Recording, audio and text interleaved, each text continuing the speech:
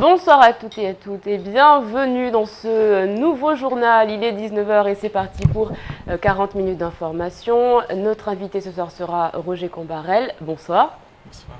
Qui est donc arrivé avec un collègue à lui. Nous aurons l'occasion de revenir sur cette manifestation de la journée. Mais tout de suite, voici les titres dans votre journal.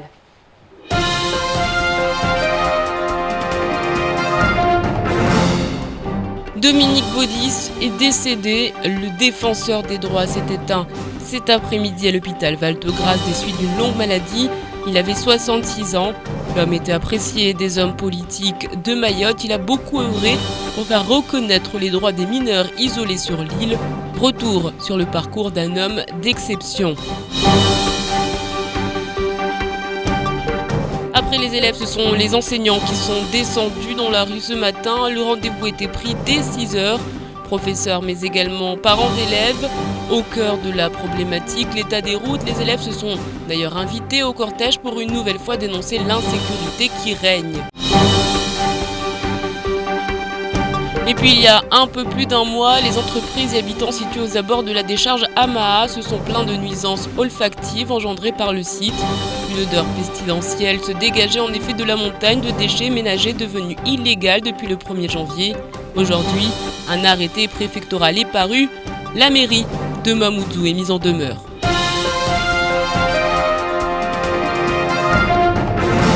Mais avant de développer tous ces titres, cette information qui vient de nous parvenir, un enfant de 11 jours a été enlevé ce matin à l'hôpital de Mamoudzou. Il a un pyjama bleu. La personne soupçonnée serait une femme d'une quarantaine d'années, de forte corpulence, un grain de bonté sur la joue et un salouva bleu. Pour tout renseignement, contactez le 17 dès demain dans la matinale. Plus d'informations. Et puis, c'était il y a un peu plus d'un an le défenseur des droits présenté à Mayotte. Ces deux ambassadeurs chargés de faire un état des lieux sur la situation des droits des enfants et plus particulièrement de ceux des mineurs isolés. Lors de la grève contre la vie chère, lorsqu'un enfant reçoit un tir de flashball, il interpelle les autorités. Il donne encore de la voix lorsqu'il apprend le décès d'un bébé au centre de rétention administrative de Mayotte. Aujourd'hui, cet homme n'est plus récit du parcours d'un homme libre et juste. Toulouse a perdu l'homme qui fut son maire de 1983 à 2001. Durant 18 ans, Dominique Baudis aura veillé sur la destinée de la ville rose. Né en 1947 à Paris, marié et père de 3 enfants, il s'est éteint jeudi 10 avril à l'hôpital de Val-de-Grâce à Paris à l'âge de 66 ans. Fils de Pierre Baudis qui dirigea lui aussi la capitale du Midi-Pyrénées de 1971 à 1983, il avait toujours rêvé d'embrasser une carrière politique, mais avant de s'en remettre au vote des électeurs, Dominique Baudis, diplômé de Sciences Politiques Paris, commence par une carrière médiatique. Tout s'enchaîne à vitesse grand V pour Dominique Baudis qui, à peine quelques mois plus tard, succède à son père à Toulouse avec son groupe du Centre des démocrates sociaux. Ses succès politiques s'enchaînent, via ensuite une zone d'ombre qui aura marqué la vie de Dominique Baudis. En 2003, il est mis en cause par des prostituées de la région de Toulouse dans l'affaire du tueur en série Patrice Allègre. Accusé des proxénétismes, viols, meurtres et actes de barbarie, il révèle publiquement cette sordide affaire au journal de TF1. Il ne sera totalement innocenté par la justice qu'en 2005 et racontera son calvaire dans un livre Face à la calomnie. En février 2007, il est élu à la présidence de l'Institut du monde arabe avant d'être nommé le 22 juin 2011 pour un mandat de 6 ans non renouvelable au poste de défenseur des droits qui absorbait les missions de médiateur de la République, du défenseur des enfants, de la haute autorité de lutte contre les discriminations et pour l'égalité et la Commission nationale de déontologie et de la sécurité. Fin 2011, il se rend pour la première fois sur l'île au Parfum, où il est littéralement atterré par la situation des enfants dans les rues. Fin 2012, il revient pour présenter les délégués territoriaux des défenseurs des droits. Il avait d'ailleurs demandé au nouveau président de la République que l'enveloppe de 200 millions d'euros allouée au 100e département serve exclusivement à la réinsertion des jeunes des rues, beaucoup trop nombreux sur l'île au Lagon. Et le président du Conseil général s'est exprimé suite à cette nouvelle. Apprécié de tous, Dominique Baudis fut un homme politique engagé qui s'était rendu à Mayotte à la fin novembre 2012 où nous avions eu l'occasion d'échanger sur la départementalisation de Mayotte et sur la nécessité d'améliorer l'encadrement des mineurs isolés sur le territoire. Dominique Baudis avait été nommé défenseur des droits par Nicolas Sarkozy en juin 2011. Reposez en paix. Fin de citation.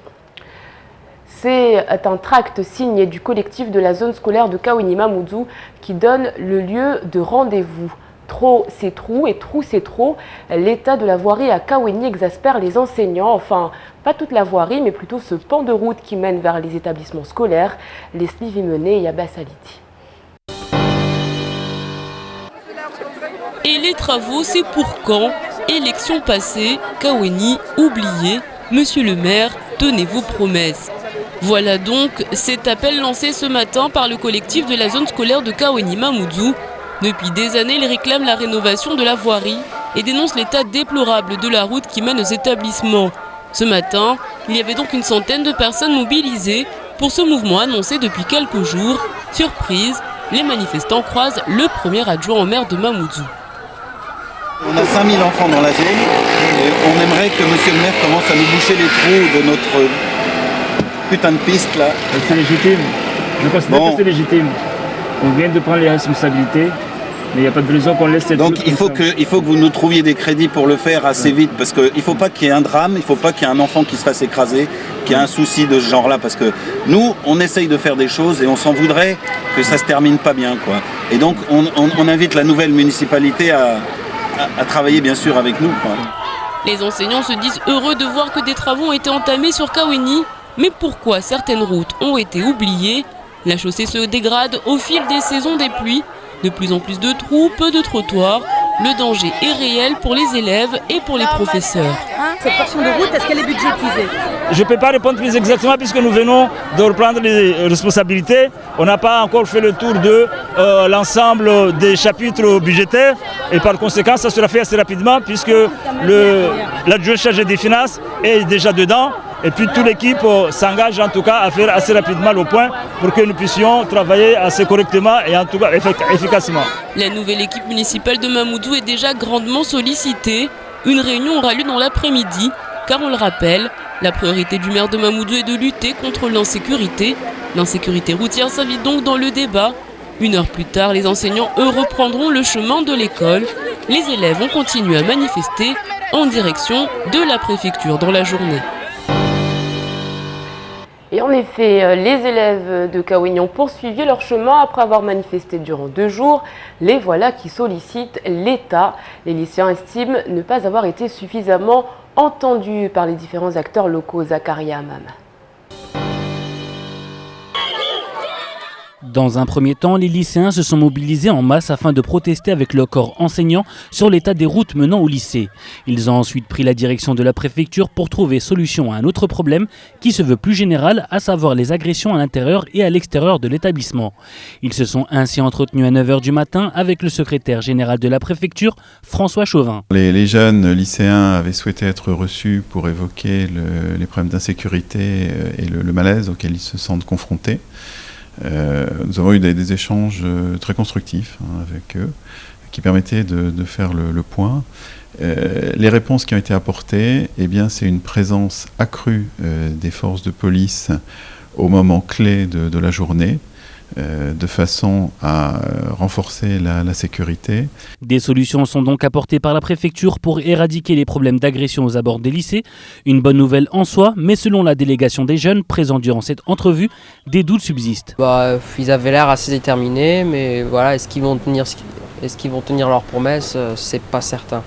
Parce que apparemment, avec des collègues et des amis qui sont là, qui sont au lycée depuis 5 ans, ça fait plusieurs fois qu'ils le font, des manifestations, et il ne s'est jamais rien passé jusqu'à maintenant quasiment. Pour la délégation, ce n'est donc pas suffisant. La présence accrue de la police nationale jusqu'aux prochaines vacances scolaires, ce n'est pas suffisant. Le comité local de sécurité et de prévention de la délinquance est sollicité. En attendant cet après-midi, les jeunes n'avaient toujours pas repris la direction des salles de classe et demain encore, un prolongement de la grève est envisageable. L'installation de stockage des déchets non dangereux de Dzoumogné, financée par l'Europe, devait fonctionner à plein régime dès le mois de janvier. Le délai n'est à ce jour pas respecté. Il ne le sera pas avant plusieurs mois, malgré les promesses de sanctions qui avaient été lancées par la préfecture. Pourtant, il y a du changement. Justement, explication.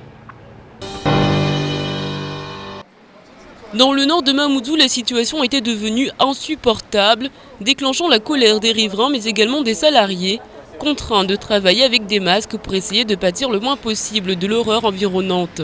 À cela s'ajoutait la crainte de risque de maladie, tant la zone était devenue inhospitalière. Le 1er avril, un arrêté est venu mettre en demeure la mairie de Mamoudzou sur la question de la décharge à Maha. Je rappelle qu'à Mayotte, c'est uniquement à Mamoudzou, là où on traite, en tout cas les déchets sont enfouis. Donc contrairement aux autres décharges à ciel ouvert ici, vous l'avez remarqué, à Chirongi comme ailleurs, les déchets sont brûlés. Donc c'est ce qui ne se fait pas ici à Mamoudzou.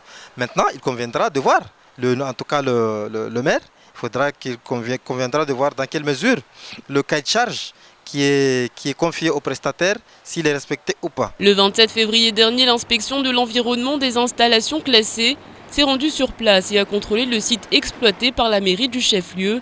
La visite surprise a donné lieu à la production d'un rapport qui a été transmis à l'hôtel de ville en pleine campagne électorale. Il précise que la mairie de Mamoudzou n'avait pas respecté les dispositions de l'article 9 de l'arrêté préfectoral fixant les prescriptions provisoires pour l'exploitation de la décharge de Hamaha en faisant procéder à un épandage de boue fortement odorante sans les enfuir ou les recouvrir pour limiter les nuisances olfactives.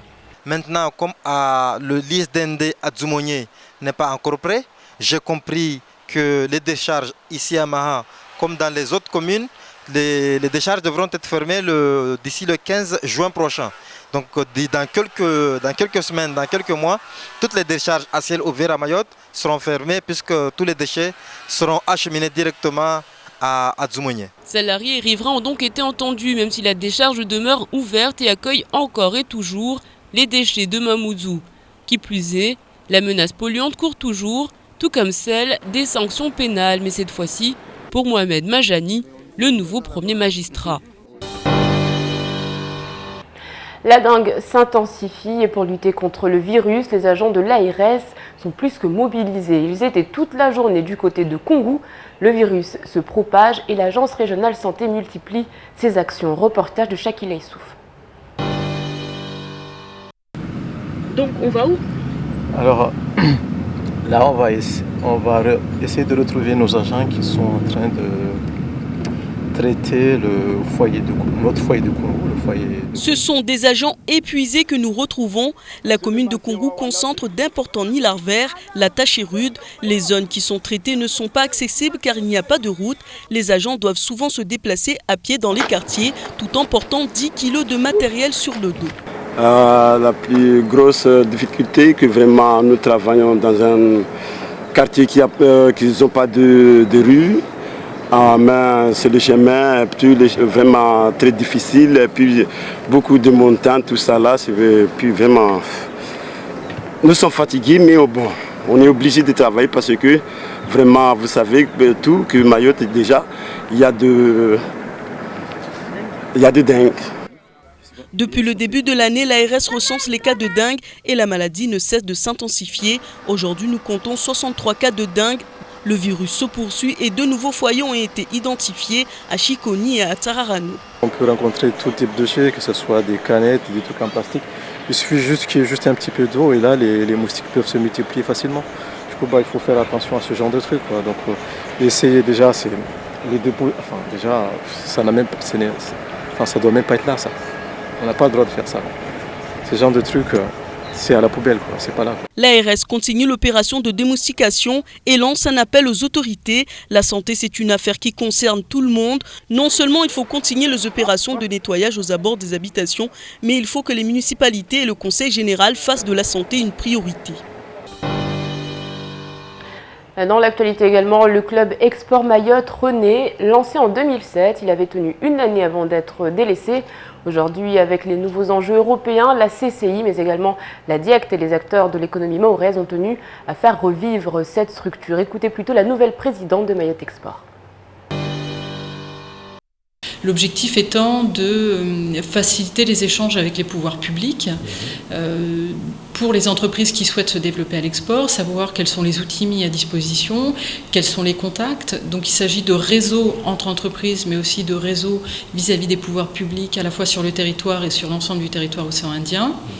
Le Club Export a également une vocation à animer ce réseau, c'est-à-dire à organiser des journées de formation, des matinales d'échange, et à mutualiser l'ensemble des informations que chaque entreprise pourrait avoir pour faciliter l'insertion de Mayotte au niveau régional. Le but vraiment du club, qui est un club d'entreprise, c'est de s'inscrire dans une coopération régionale, un développement territorial. Le club export a comme homologue sur La Réunion, donc le club export Réunion, qui existe depuis très longtemps, qui est un club reconnu, qui, on va dire, draine entre 100 et 120 adhérents, qui fonctionne très bien, qui a permis de développer beaucoup d'échanges sur la zone et d'exportation. Il apparaît normal que Mayotte puisse aussi développer ses propres structures et sa propre activité à l'export. 19h16, l'heure pour nous de faire un petit tour du reste de votre actualité dans votre journal.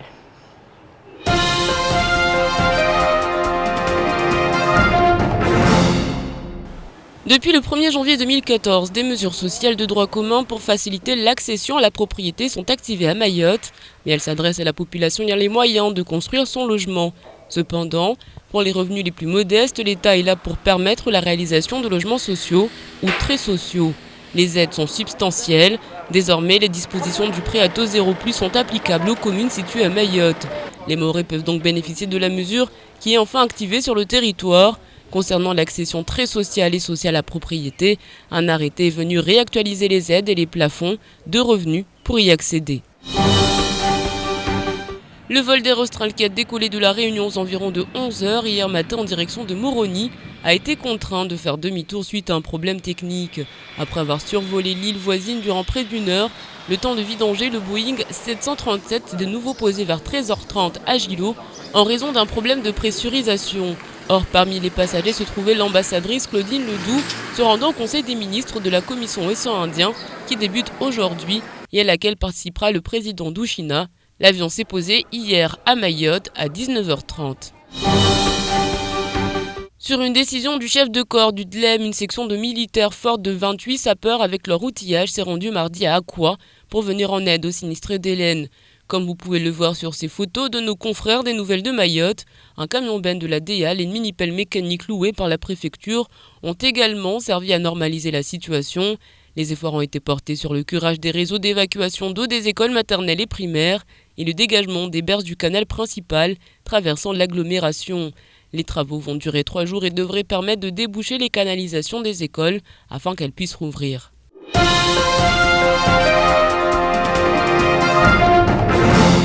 Ce matin se tenait au gymnase de Cavani le 9e congrès de l'Union départementale des syndicats Force ouvrière de Mayotte. Une occasion pour le syndicat de réaffirmer son indépendance absolue face à l'État, face au patronat et au pouvoir administratif. L'occasion également d'élire le nouveau bureau du syndicat. Zakaria Mam était sur place. Le Congrès rappelle son attachement aux valeurs de la CGT-FO. Il réaffirme donc sa totale liberté syndicale et son indépendance pour la défense des intérêts des militants Force ouvrière de Mayotte. À ce titre, de nombreuses prises de parole ont été programmées ce matin. L'objectif, c'est de faire le bilan des 3 dernières années pour l'Union départementale des syndicats Force ouvrière, dresser le bilan et proposer un nouveau bureau qui sera élu à la suite de nos travaux. Pour beaucoup de syndicalistes présents, l'UDFO va mal et il faut réagir au plus vite. Pour preuve, depuis 2010, une tendance à la baisse est constatée en matière d'adhésion. En 2009, il y avait 632 adhérents. En 2012, il n'en restait plus que 310. La baisse, vous savez, quand vous êtes malade et que vous savez qu'est-ce qui peut vous guérir, vous avez la solution. Et là, en l'occurrence, nous savons pertinemment, c'est la position claire et précise que Force ouvrière a pris en 2011, qui a fait que beaucoup de camarades s'abstenaient sur leurs adhésions. Mais là, je peux vous rassurer, on est en train de repartir, puisque avant ce congrès, il y a eu des tournées, il y a eu des contacts qui ont été pris. Si l'UDFO se sait dans le creux de la vague avec de moins en moins d'adhérents et des syndicats qui se multiplient sur l'île, l'Union départementale Force ouvrière de Mayotte réaffirme néanmoins sa volonté et sa détermination, revendiquant un syndicalisme libre. De nombreux projets de résolution générale ont donc été proposés, des propositions qui devront être validées en métropole dans les jours à venir. Un changement est donc en train de se produire et le nouveau bureau devrait prendre la relève incessamment sous peu. Puis sachez que le scrutin s'est achevé aux alentours de 18h. Ainsi, le secrétaire départemental en place, Madi Amidoum Kolo, qui était candidat à sa propre succession, a perdu et c'est Elan Ziz qui est devenu le nouveau patron de Force ouvrière Mayotte. Ce qu'il ne fallait pas rater de ce 10 avril, c'est tout de suite chez Tom Maoré, c'est en compagnie de Marseille.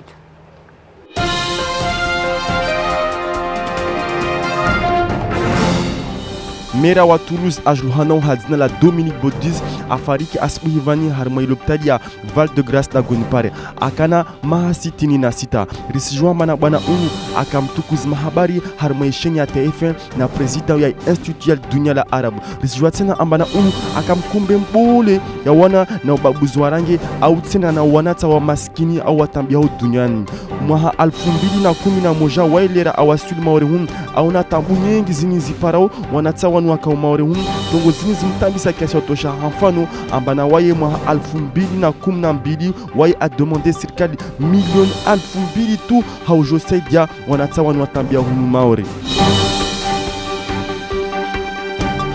Jana voyakade wanazoni leo ikade ituri ya mafundi likoli na wazade wa wanazoni wa ilisi ya shikaweni washuke mavarini wende wadai i-insecurity na zinkondo nyengi zivirau mwenze na ilise ini.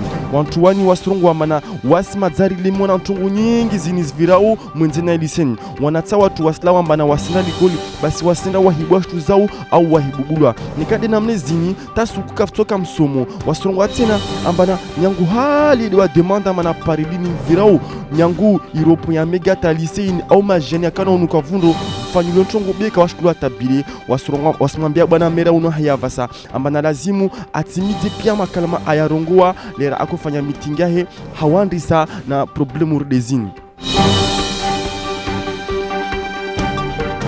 Leo da Gonima Mutu wanadamu wakalazimishwa watie maski mana vakunuka nai kiasi ya utosha hazini risijua mana vamawadi ya peu mengi tayani ya rima maore nyangu hali urde ini hirola dengi wavontongo zini zistambisha swafi kiasi ya utosha wanadamu leo walahikiwa na bwana Mera Mohamed Majani amwesao wasmambia mana lazimu arenge sharia au arenge action amana tantongo zini zirengelezeo au sinon watu vira harima mashtaka.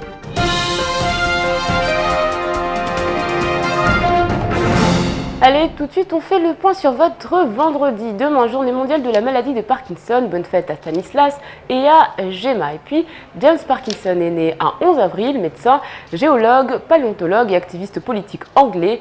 En tant que médecin, il a marqué l'histoire de la neurologie pour avoir décrit avec précision en 1817 une infection jusqu'alors méconnue. Nous citerons pour l'occasion un autre Parkinson célèbre, Cyril Northcote. Plus vous laisserez de temps à un travail pour se réaliser et plus il a tendance à prendre ce temps qui s'allonge pour se réaliser. Allez tout de suite sans transition, place à la météo d'Ornella Périne.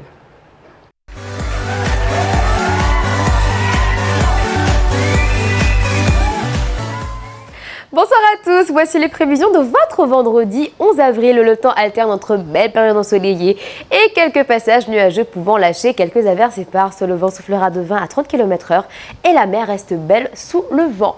La température maximale sera de 30 degrés, la température minimale sera de 24 degrés. Il fera 28 degrés à Trévani, 27 degrés à Dzaouzi, 30 degrés à Bandrélé et 29 degrés à Bouéni. Le soleil se lèvera à 6h07 et se couchera à 17h54. La marée sera haute à minuit 56 et 13h40 et basse à 7h23 et 19h51. Merci à tous et surtout à demain pour un nouveau bulletin météo.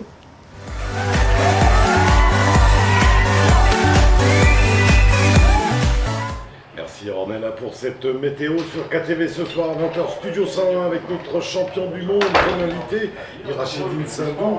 Et puis à 21h40 le temps de parole sera consacré à Bouchrani Mouema. Voilà, tout de suite sur KTV, c'est la pub.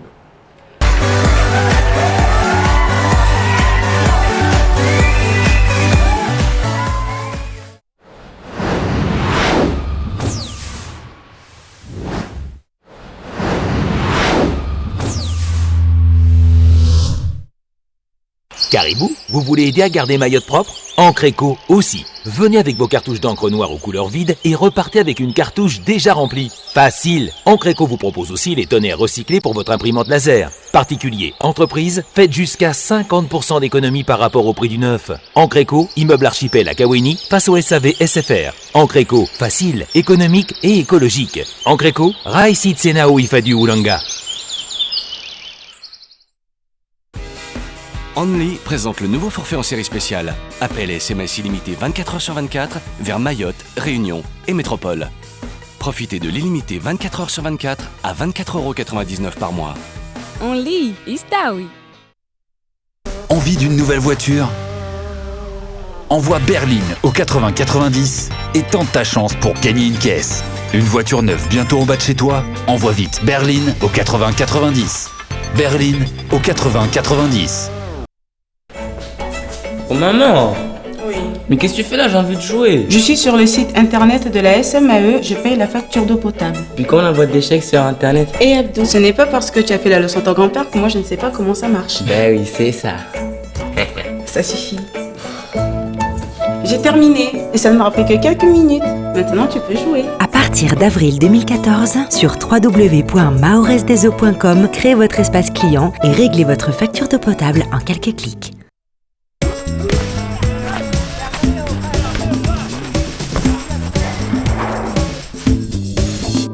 Regarde maman. Et maman.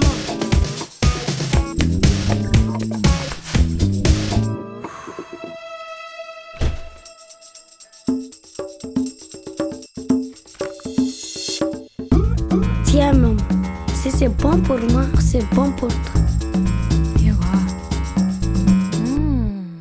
Le yaourt là, c'est bon pour moi, c'est bon pour toi.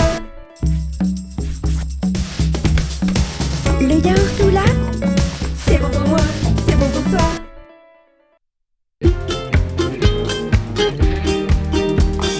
I just wanna be okay, be okay, be okay. And I just wanna be okay today. I just wanna be okay, be okay, be okay. And I just wanna be okay today.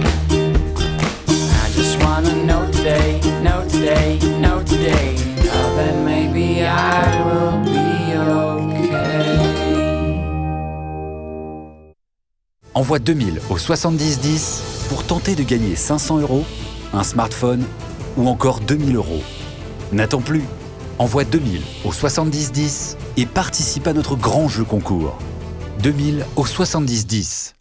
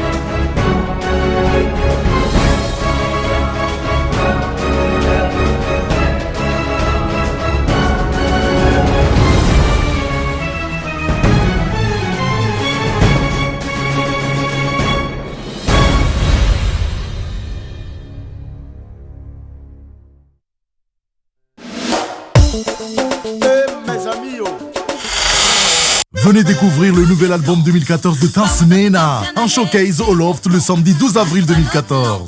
Tansmena a réservé l'exclusivité de la présentation de son nouvel album de 12 titres intitulé Femme originale à son public maoré. Waye kabenze maore wivenza tro mana bin Tansmena atsahua le maore ajarele chez album ya nyumenia herongolo Femme originale harmai Loft mfumoti mwezi 12 wa avril malfumil na 14. Organisation Franck PC, partenaire officiel Kwezi. «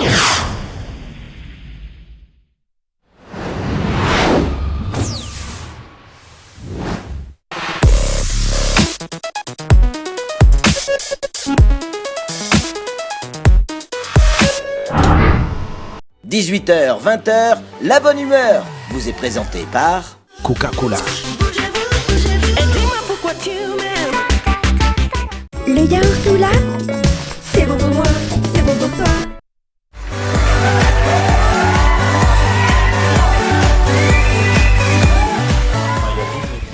Bon appétit si vous êtes à table. Tout de suite sur KTV, reçu par Abi Saïd Adinani, Roger Combarel sont les invités de la rédaction.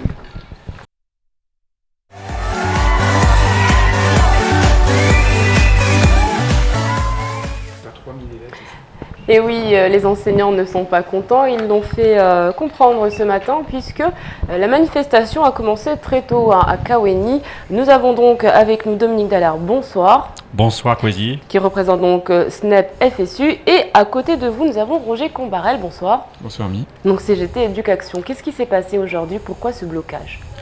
Bien écoute, c'est une action qui est préparée depuis maintenant plus d'une semaine au lycée avec les collègues. Car indépendamment des événements dont on parlera tout à l'heure et qui ont eu lieu vendredi, on est absolument excédé par l'état de la chaussée qui mène à notre établissement scolaire. Et pas simplement nous, mais aussi les riverains, les gens qui travaillent dans le coin, les instituteurs des écoles, les professeurs du collège.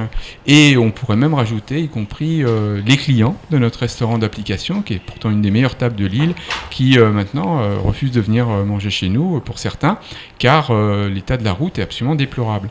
Alors on a attendu très patiemment. On a dans un premier temps laissé notre administration donc démarcher la mairie. C'est ce qui s'est passé au début des vacances de janvier.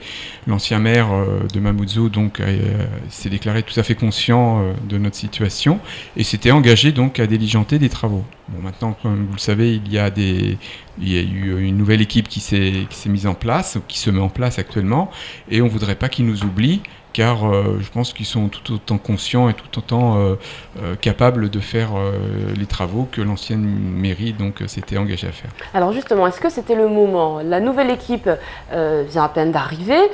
Tout d'un coup, on entend des élèves qui réclament plus de sécurité, et aujourd'hui, on entend des enseignants qui réclament, on va dire, une chaussée décente.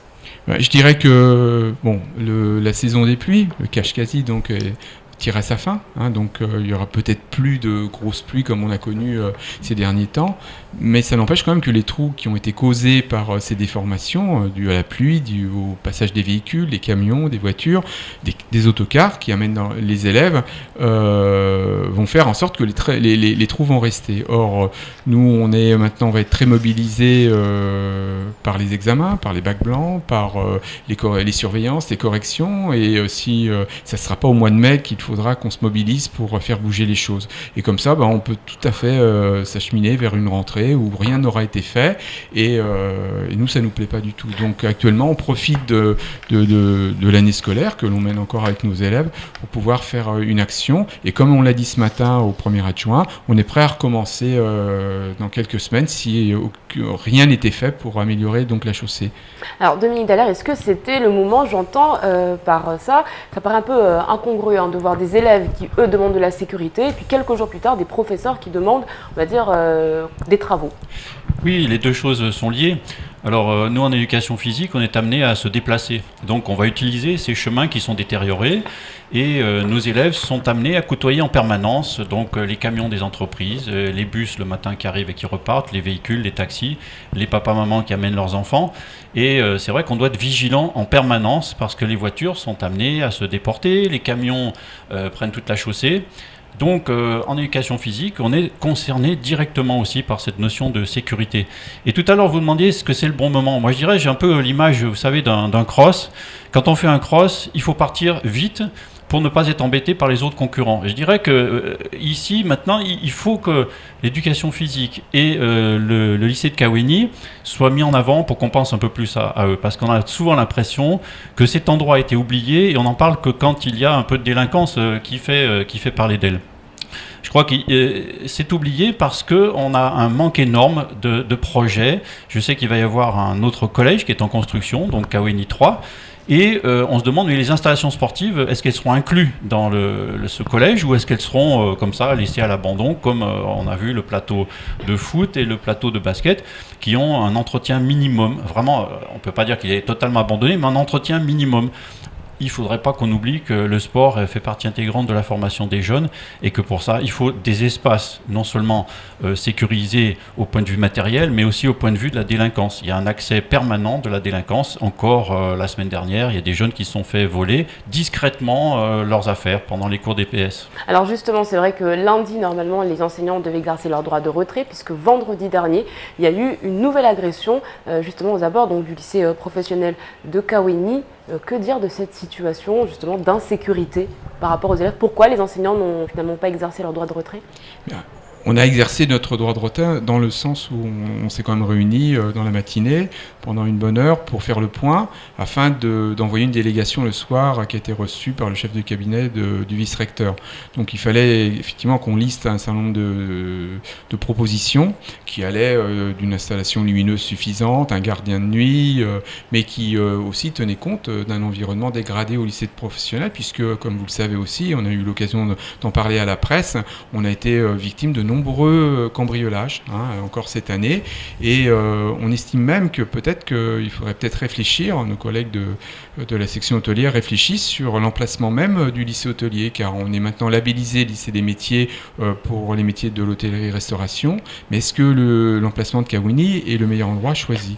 En général, en métropole, quand un lycée professionnel hôtelier s'implante quelque part, il est mis dans un endroit qui vraiment vaut le coup et est représentatif d'un espace. Kaweni, compte tenu de la pression tout autour et puis de son isolement, n'est pas forcément le bon endroit. Alors si vous rajoutez à ça une route qui ressemble plutôt à un champ de mine qu'à une route, avec des élèves qui ne savent pas où marcher, des automobilistes qui ne savent pas où aller, vous avez un environnement absolument affreux, peut-être un des pires. Et je voudrais aussi rajouter qu'on a un peu l'impression aussi que Kaweni n'intéresse pas forcément nos élus, les responsables de la mairie, car on a vu pendant les semaines précédant les élections des tas de villages autour se rénover, Cavani, Msapere, Passamenti, et Kaweni, là où circulent pourtant 5000 élèves quotidiennement, rien n'a été fait. Donc on pose la question, et je l'ai posée ce matin au premier adjoint, est-ce que vous nous avez oubliés volontairement, et on l'a mis d'ailleurs dans la lettre ouverte, ou est-ce simplement un manque de volonté de votre part? Donc il faut qu'ils nous répondent là-dessus. Est-ce que c'est la solution de délocaliser un établissement parce que les conditions sont difficiles? Écoutez, on n'est pas expert là, mais l'expérience des lycées professionnels, y compris même sur Mayotte, car il faut savoir que le lycée s'est étoffé de nouvelles sections, BTS, mise à niveau pour le BTS, etc. Et une partie des élèves et des enseignants qui enseignent maintenant depuis 2 ans ici viennent de Msamboro. Pour avoir eu la chance une fois lors d'une journée porte ouverte de visiter l'établissement d'Msamboro, le collège qui se trouve là-haut, c'était un point de vue absolument exceptionnel. Bon, le problème c'est que c'est peut-être un petit peu isolé et conduire plusieurs centaines d'élèves. Vous parlez d'abandon, mais c'est vrai que vous pensez aussi abandonner Kaweni. Vous parlez, vous, de Kaweni qui est oublié des élus, mais vous y songez également en tant qu'établissement à quitter cette zone. Si vous voulez, il faut tout le plan d'aménagement, parce qu'en fait, il s'agit d'un plan d'aménagement autour. Oui, un plan d'aménagement doit être réfléchi. Voilà, c'est tout ensemble, parce que vous voyez, il y a une entreprise qui est en train de faire des travaux importants sur le passage de notre lycée. On mélange donc des camions, il y a des ornières énormes, il y a des travaux qui se font, et nous, on est là un petit peu, et de plus en plus, on a l'impression qu'on se fait encercler, isoler de conditions normales d'enseignement et aussi de structure. Comme le disait mon collègue, il faut quand même marcher pendant 10 minutes pour aller sur les installations, et les installations à Kaweni ne sont pas les mieux loties de toute l'agglomération de Mamoudzou. Or, vous vous souvenez qu'il y a 2 ans, les jeunes d'ailleurs, au mois de juin, ont bloqué à plusieurs reprises le rond-point SFR pour faire valoir, donc on les avait aussi un petit peu oubliés. Et moi, j'ai ce sentiment-là que la population de Kaweni, et bien sûr sa population écolière, est un petit peu isolée, et je dirais presque, on peut presque parler peut-être de paria, je ne sais pas. Il faut de toute façon que la nouvelle municipalité prenne ses responsabilités très très rapidement. Il y aura un autre moyen, c'est au lieu de délocaliser un établissement scolaire, ce serait peut-être de délocaliser les entreprises, puisqu'on constate ça dans l'évolution des villes. En général, ce sont plutôt l'industrie qui est trop proche d'un centre-ville qui va se décaler pour aller plus vers l'extérieur du centre urbain. comme j'ai entendu que l'entreprise Kananga est en régression, peut-être qu'ils pourront nous laisser un peu plus d'espace, peut-être qu'ils pourront un jour trouver un autre emplacement plus adéquat. Mais c'est vrai que la réflexion sur le plan d'occupation des sols doit être revue. Et quand on parle de réfection de la route, c'est pas seulement une réflexion. Je dirais, il peut y avoir quelque chose de beaucoup plus important. Ça peut être éducatif, en mettant en place des circulations pour les enfants et que les enfants apprennent ce que c'est qu'une circulation du code de la route. Alors rapidement, à quand un prochain rendez-vous et quelle est l'échéance finalement que vous avez mis en place pour les premiers résultats ? Alors le premier adjoint m'a certifié qu'une réunion rapide serait faite avec son équipe et monsieur le maire dans la journée. Donc je dois le recontacter demain pour un rendez-vous la semaine prochaine. Moi j'aimerais bien aussi que ce débat il soit public, c'est-à-dire que une chaîne de télévision comme la vôtre ou comme Mayotte Première puisse aussi nous inviter afin de débattre devant les parents d'élèves qui sont souvent pas très présents, compte tenu qu'on recrute sur tout le département. Et je peux vous dire que on attend le rendez-vous avec impatience, sinon on va remettre ça, un peu comme les élèves le font depuis maintenant lundi. Et on aura l'occasion bien évidemment d'en reparler. Merci beaucoup Dominique Dallaire, merci à vous Roger Kombara. On rappelle que demain les élèves de Kaweni protesteront à nouveau. Et puis avant de se quitter, on rappelle donc cette information, un bébé de 11 jours a été enlevé ce matin au CHM de Mamoudzou. La femme soupçonnée aurait une quarantaine d'années, de forte corpulence, un grain de beauté sur la joue et elle porte un salouva bleu. Pour tout renseignement, contactez le 17. Nous reviendrons bien évidemment sur cet enlèvement dès demain. Je vous souhaite une excellente soirée sur KTV. Kwaheri à tous.